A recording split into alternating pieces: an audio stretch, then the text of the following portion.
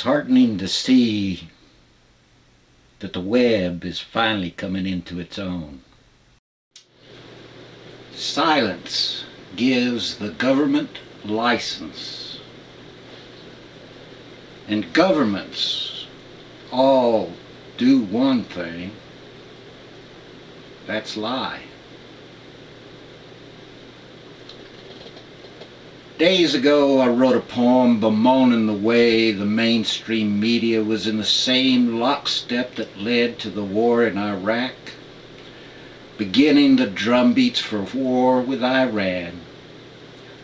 Then the blogosphere arose. The citizens started ranting and raving, calling them out for their lack of questions, and lo and behold, they responded. Fancy that. The one thing all governments fear is when the citizenry unite and speak out. When our message drowns out the purveyors of propaganda is the only time that governments act for the benefit of the populace. People forget, or more likely have never learned, that the Constitution gives us all rights not expressed or denied in the framework of the Constitution itself. The Ninth Amendment. People seem to know we have one. I mean, everybody knows we started out with 10. They just haven't read it.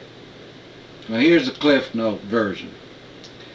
Just because your rights are not listed in this document does not mean you're not entitled to them. They just didn't spell out all the rights you're entitled to. You know, freedom of movement, freedom from torture, freedom of appearance. Think hair color, length, tattoos, and piercing. And those are freedoms I no longer get many arguments about. How about the right to a healthy environment? Or the right to uncontaminated foods? Even the food you feed your pet, who knows what we're eating? Well, what you're eating. The truth of the matter is, the government is going to act like we have no rights at all as long as we let them. The only way to secure our rights is by demanding them over and over and over and over. By speaking out, you realize you're not alone. You're not one little voice, but one among many. Millions of voices. Only then will the government respond. They are not omnipotent. They are not all-powerful, no matter what God they invoke. Oh, they'll try, bless their dark little hearts, first by ignoring us.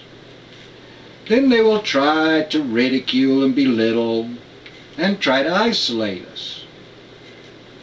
Then they will try to stifle and suppress the dissent.